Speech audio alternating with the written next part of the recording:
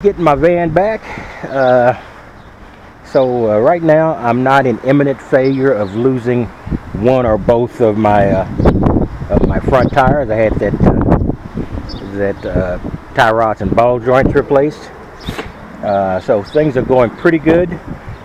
Still tacky on the wiring front, but it's all functioning. I was getting about 150 some odd watts earlier. This is the evening, of course, so it's falling off pretty good, but the sun is popping out every now and then. The clouds are in the way. In any case, I did put this little bit of white vinyl here in order to make this a little bit less obvious, but I'm not sure if that did or not. I guess it was like a foghorn in a church before. Maybe it's just like a trumpet in a church now. So, and now I've still got to clean this off, get some goof off and clean it off.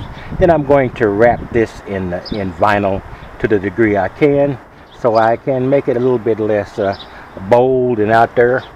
Not that you can't figure it out on a clear day, but sort of so you can't just. If you give it a quick glance, maybe it won't look so obvious. And I've got to do that back here too. So I got a little bit of vinyl. I got it on there, so I might have to get some more. I'm definitely got to get some more because there's a lot of stuff to camouflage. In any case, let's see what I can say about this thing. I told you about it just stopping on me. They found a relay or something dead. And when you get an old van, I have come to the conclusion that the problems you're going to have are going to be less engine and more just general gremlins.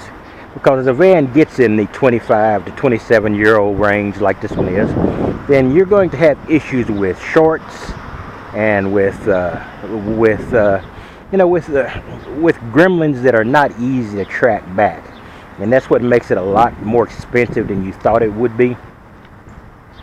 Like I've spent a bit of money on this van, and if this was a van at an apartment or at my house, I would have trashed it long ago. But since it is my house, I can sort of, I don't know what you call it, amortize, or I can roll in all of the expenses in as what I would have been expending in living expenses in a sticks and bricks, either apartment or house.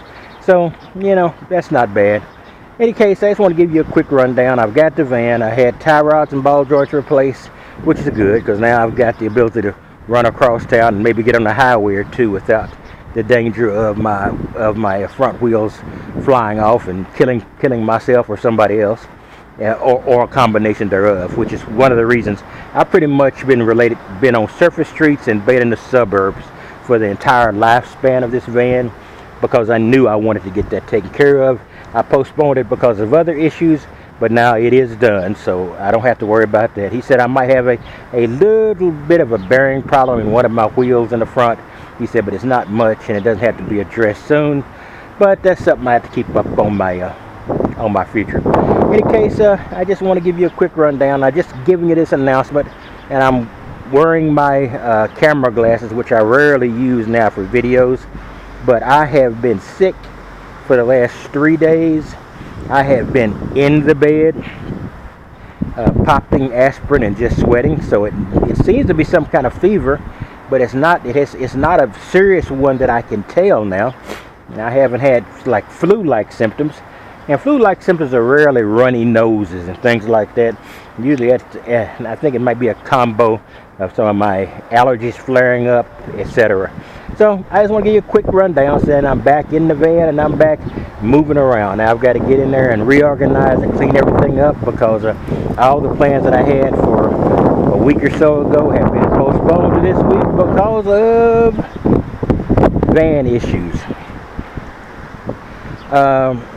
One of I guess I will mention this. One of the maintenance things I do is I use Marvel Mystery Oil in my gas tank. About every 3 or 4 tanks of gas, I'll put in some Marvel Mystery Oil.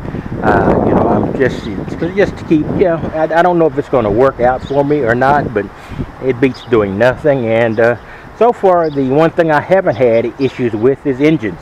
My engine has been smooth, and it is smoother than it was before now. I don't know what they did, but it's quiet.